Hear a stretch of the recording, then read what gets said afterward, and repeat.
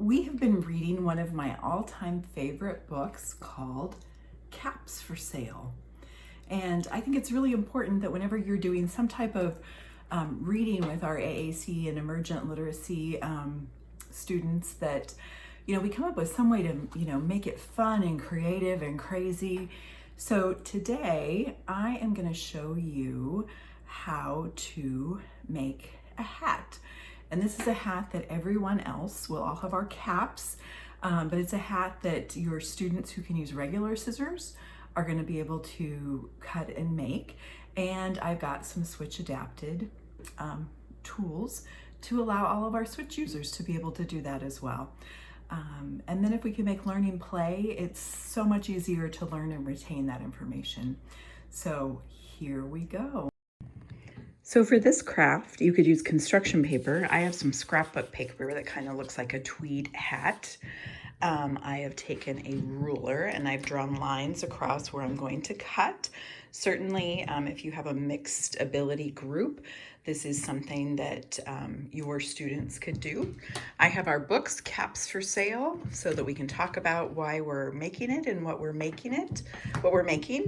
I have a switch adapted pair of scissors, and I'm going to be using a pad switch for those, so you can just rest your hand and keep going, but you could use any switch. And then I have a PowerLink that I've got set to direct, a PowerLink 4 set to direct. I have an electric stapler, and I have just a button switch. The first thing I'm going to need to do is to cut across these lines. So I have my pad switch here. I have my scissors. My helper is going to help me with the scissors. We're going to put it on the line, and we're going to activate the pad switch. And there I go, my switch user can cut the lines. We'll get lined up for the next one and do a ready, set, go.